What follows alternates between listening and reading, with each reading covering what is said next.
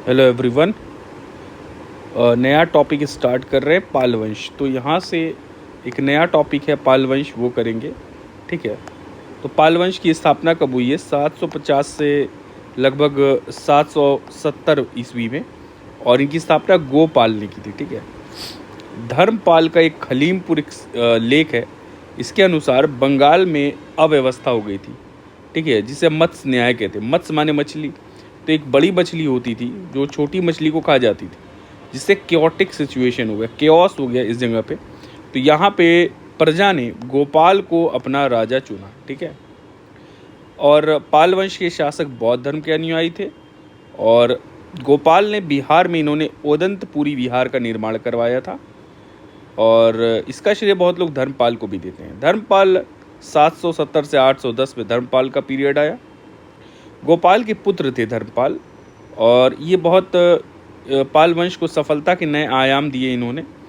गुजराती कवि सोढ़ढल ने उदय सुंदरी कथा में धर्मपाल को उत्तर पथ स्वामी कहा है। तो सोढ़ढल ने उदय सुंदरी कथा में उत्तर पथ स्वामी किसे कहा है? क्या नाम है? धर्मपाल को।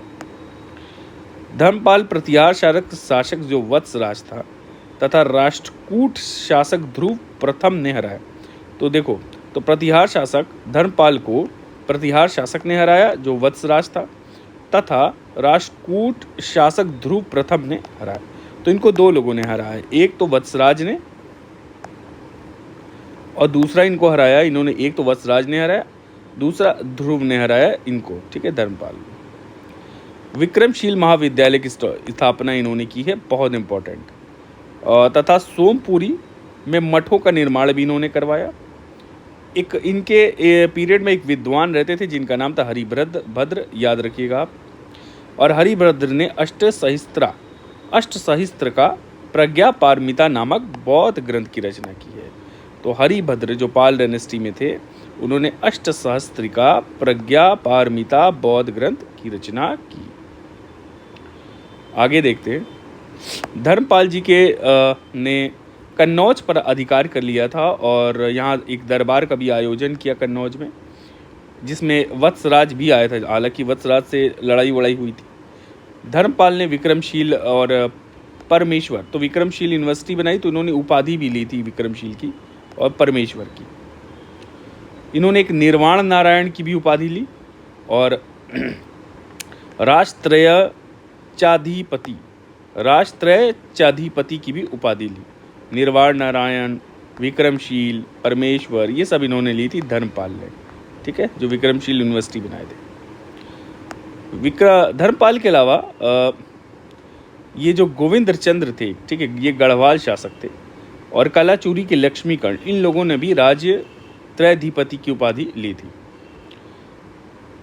ये वाला पॉइंट इंपॉर्टेंट है कि धर्मपाल को उनके लेखों परम सौगात कहा जाता है। तो धर्मपाल को लेखों में उन्हें क्या कहा जाता है? परम सौगात कहा जाता है, बहुत इंपॉर्टेंट। देवपाल जी का पीरियड आया। अब जो देवपाल जी का पीरियड आया है, ये स्टार्ट होता है 810 से 850। धर्मपाल जी के ये तो पुत्र थे, कौन? देवपाल, और बहुत ही प्रतापी शासक थे। इनकी भी उपाधि परम सौगात थी। नारायण पाल के बादल अभिलेख में के अनुसार देवपाल ने उत्कल, हूणों, द्रविड़ों या गुर्जरों को पराजित किया। तो उन्होंने इन उत्कल, हूणों, द्रविड़ों और गुर्जरों को पराजित किया था। अरब यात्री सुलेमान 1851 ईस्वी के लेख के अनुसार पालों की सेना राष्ट्रकूट व प्रतिहार से अधिक शक्तिशाली थी। तो जो पालों की जो सेना थी वो राष्ट्रकूटों से और प्रतिहारों से अधिक शक्तिशाली थी, ये सुलेमान ने कहा है। ठीक है।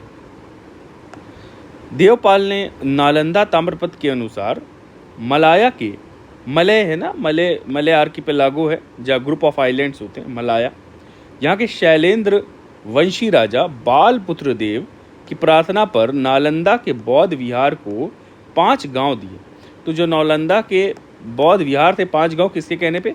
शैलेंद्र डायनेस्टी के रूलर थे, शैलेंद्र वंशी, मतलब शैलेंद्र डायनेस्टी। मलय आर्किपेलागो जो साउथ एशिया है पूरा, वहाँ पे। ठीक है। तो और ये पता कैसे चला है आपको? नालंदा ताम्रपत्र से पता चला है। तथा और क्या काम किया? वीरसेन नामक बौद्ध विद्वान को नालंदा विहार में अध्यक्ष नियुक्त किया। तो वीरसेन जो थे नालंदा में अध्यक्ष नियुक्त हुए थे। अच्छा, देवपाल ने एक शासक थे रामभद्र, जो गुर्जर प्रतिहार शासक थे, और मिहिर भोज, इन दोनों को परास्त किया। मुंगेर अभिलेख देवपाल का है, ठीक है। तारानाथ ने देवपाल को बौद्ध धर्म का पुनरुद्धारक, ठीक है, रिवाइव किया। बौद्ध धर्म को किसने? देवपाल जी ने बौद्ध धर्म को रिवाइव किया, पुनरुद्धारक, ठीक है, या पुनर्स्थापक, पुनर्स्थापक, ठीक है। तो तारानाथ ने ये सब किया। दर्भपाणि व केदार मिश्र देवपाल के सुयोग मंत्री थे। तो देवपाल के एक सुयोग मंत्री थे, इनका बहुत नाम आया है, तो इसका मतलब बहुत काफ़ी हेल्प करते होंगे। केदार मिश्र या दर्भपाणि, दो लोग हैं, केदार मिश्र और दर्भपाणि। देखिए, महिपाल प्रथम, ये भी बड़े रूलर हैं। 980 से 1038 तक का शासन है इनका। पाल वंश की शक्ति को इन्होंने स्थापित किया और दूसरा संस्थापक कहा जाता। तो ये जो महिपाल प्रथम है, इनको दूसरा संस्थापक कहा गया। क्या कहा गया? महिपाल प्रथम जी को दूसरा संस्थापक कहा गया पाल वंश का। 980 से 1038 की बात है। राजेंद्र चोल, जो चोल डायनेस्टी का रूलर था, और चोला लेक भी कहा जाता, बे ऑफ बंगाल को इसने चोला लेक बना दिया था। खूब नाव, नेवी में काफ़ी इनकी पकड़ थी, ठीक है, इन्हीं की खूब पकड़ थी काफ़ी। तो इन्होंने चोल ने जो है महिपाल पर आक्रमण किया और उन्हें पराजित किया।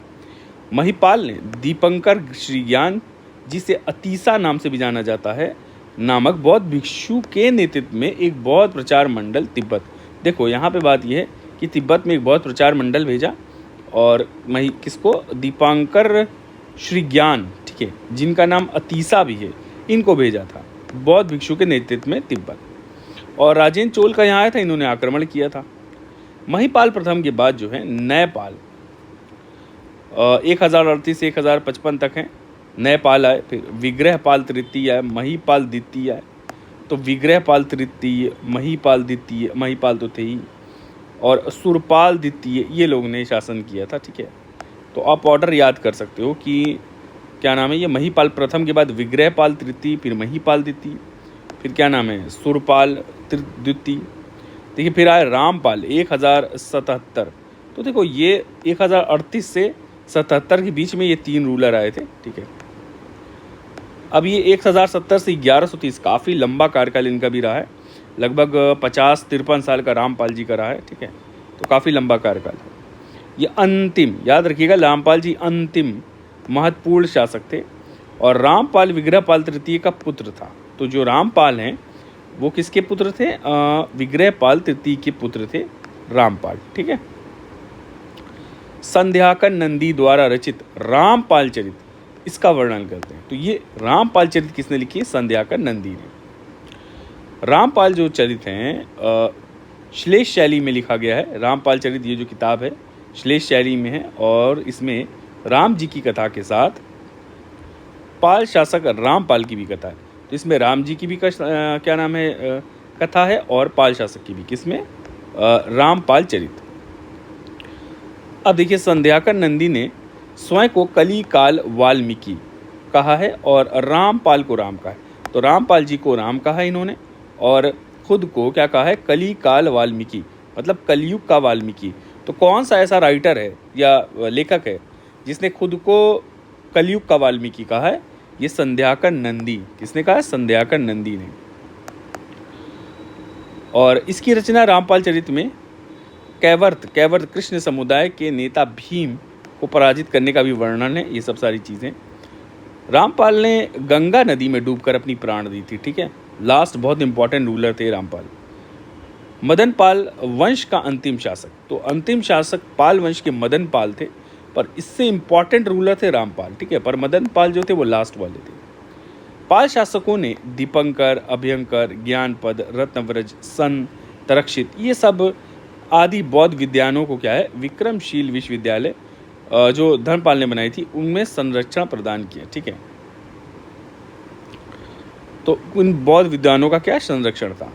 1203 में, ये बड़ा इंपॉर्टेंट पॉइंट है कि 1203 में बख्तियार खलजी ने आक्रमण करके विक्रमशील यूनिवर्सिटी को पूरा बर्बाद कर दिया। अभिलेख में पाल शासकों को परम सौगात कहा गया, ठीक है। संभवतः पालों की राजधानी मुंगेर थी, तो पालों की राजधानी मुंगेर थी और देवपाल ने मुंगेर राजधानी बनाई। पाल शासकों के समय तांत्रिक बौद्ध विकसित हुआ। बड़ा इंपॉर्टेंट पॉइंट है कि तांत्रिक बौद्धिज्म जो है ये पाल शासकों के उसमें शुरू हुआ था।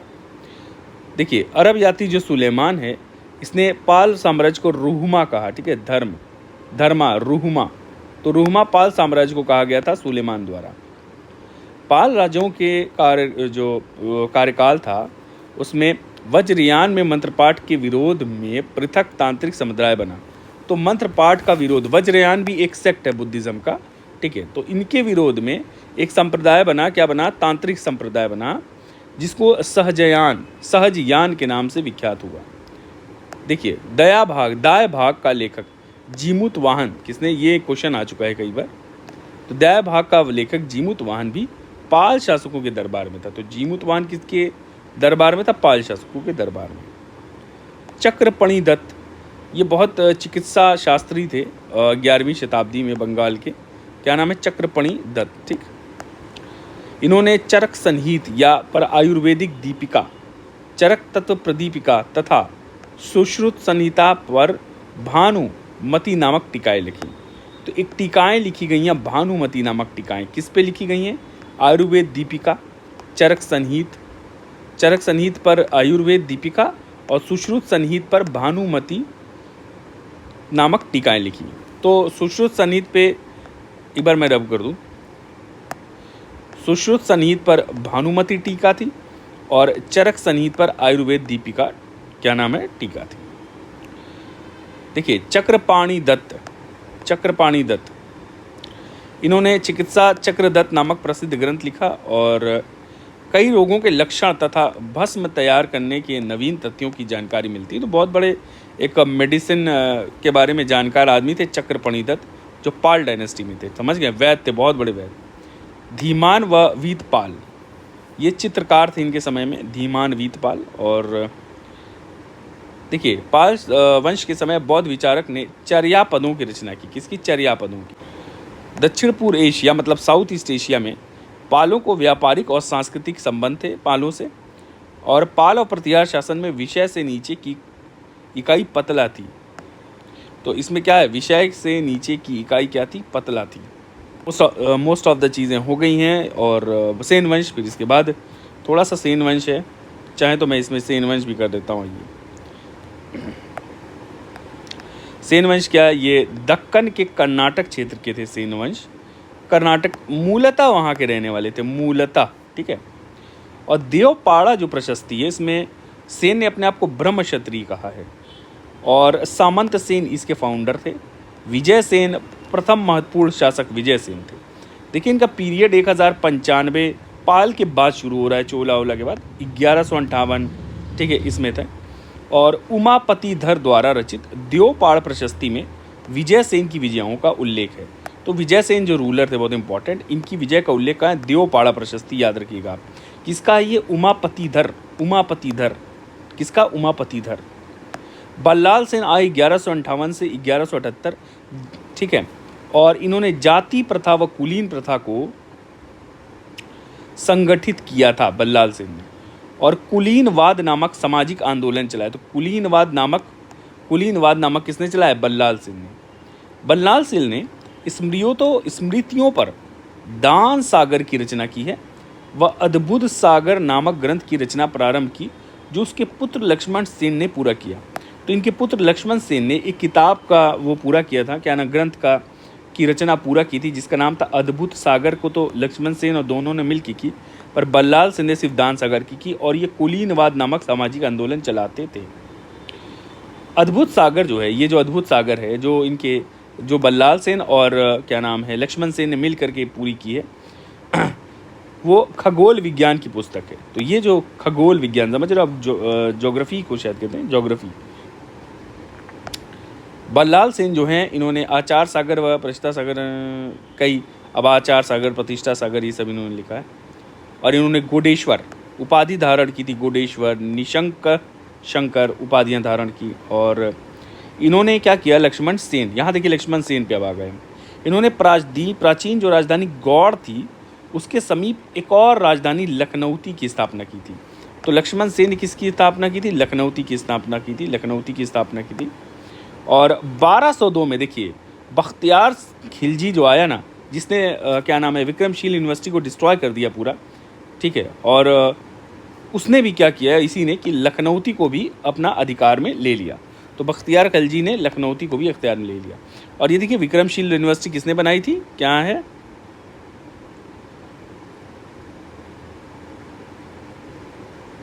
धर्मपाल जरिए, ठीक है। धर्मपाल जी थे जो इन्वॉल्व थे विक्रमशील यूनिवर्सिटी बनाने में, ठीक है, धर्मपाल। अच्छा आइए आगे देखते हैं। गीत गोविंद व चंद्रलोक के लेखक जयदेव व पवन दूत के लेखक धोई। देखिए जयदेव, ये क्वेश्चन घटना चक्र में है ये सब। गीत गोविंद ये इंपॉर्टेंट है भाई, ये सवाल आ चुका है, ये इंपॉर्टेंट है। तो गीत गोविंद और चंद्रलोक के लेखक, अगर इसको मैं रब कर दूं, गीत गोविंद और चंद्रलोक के लेखक जयदेव, ये इंपॉर्टेंट है बहुत। गीत गोविंद के जयदेव और चंद्रलोक इनको जयदेव, और पवन दूत के धोई, ये लक्ष्मण सेन के दरबार में। तो इस सेन डायनेस्टी में थे जयदेव, याद रखिएगा, जयदेव सेन डायनेस्टी में थे। और पवन दूत ने लिखी थी धोई, पवन दूत के लेखक थे धोई, ठीक है, धोई ने लिखी थी। अब आगे देखते हैं लक्ष्मण सेन ने क्या किया कि गढ़वाल के जो राजा थे जयचंद्र, इनको पराजित किया था। और लक्ष्मण सेन के दरबारी कवि थे श्रीधर दास, इन्होंने क्या रचना की थी? सदुक्ति कर्णामृत, बहुत इंपॉर्टेंट है ये भी, सदुक्ति कर्णामृत। तो देखिए सेन डायनेस्टी में सदुक्ति कर्णामृत किसने लिखी? श्रीधर दास, इंपॉर्टेंट है, याद रखिएगा। सदुक्ति कर्णामृत किसने लिखी? श्रीधर दास। अच्छा, इसमें लक्ष्मण सेन द्वारा रचित कुछ कविताएं, तो लक्ष्मण सेन ने भी अपना योगदान दिया है सदुक्ति कर्णामृत में, याद रखिएगा। लक्ष्मण सेन की भी कुछ रचित कविताएं हैं इसके अंदर। लक्ष्मण सेन ने परम भागवत की उपाधि धारण की। किसकी? परम भागवत, ठीक है। देखिए ये अपने वंश, ये वैष्णव धर्म के अनुयायी थे, ठीक है। लक्ष्मण कौन थे? वैष्णव धर्म के, और अपने वंश के विपरीत, मतलब इनके जो वंशज थे वो क्या नाम है वैष्णव धर्म के अनुयायी नहीं थे, जबकि वैष्णविज्म फॉलो करते थे। कौन? लक्ष्मण सेन। ब्राह्मण सर्वस्व के लेखक हालायुध, ये भी बहुत इंपॉर्टेंट है। हालायुध क्या लिखे हैं? ब्राह्मण सर्वस्व, ये भी सेन डायनेस्टी में थे। हालायुध सेन डायनेस्टी में थे। क्या नाम है? धोई सेन डायनेस्टी में थे। जयदेव सेन डायनेस्टी में थे। 3 याद रखिएगा, जयदेव, धोई, हलायुध, ये लोग सेन डायनेस्टी में थे। और ब्राह्मण सर्वस्व का लेखक हलायुध लक्ष्मण सेन का प्रधान न्यायाधीश व मुख्यमंत्री भी थे हलायुध। लक्ष्मण सेन ने लक्ष्मण संवत चलाया, बहुत इंपॉर्टेंट। और इनके 5 रत्न थे, जयदेव, धोई, ये 2 लोग तो आ ही गए, श्रीधर दास, हलायुध या उमापतिधर। सेन शासक जो थे ये शैव धर्म के शिव जी की स्तुति करते थे, महिमा मंडन करते थे। पर लक्ष्मण सेन जो थे ये वैष्णव थे, याद रखिएगा। विजय सेन ने देवपाड़ा में प्रद्युम्नेश्वर शिव का शानदार मंदिर बनवाया। तो देवपाड़ा प्रशस्ति भी एक, और देवपाड़ा में ही प्रद्युम्नेश्वर शिव जी का मंदिर भी है, ठीक है। चलिए यहाँ ख़त्म हुआ, बाकी आगे टॉपिक करेंगे। Thank you. लाइक करिए, थोड़ा सब्सक्राइब भी करो, ठीक है।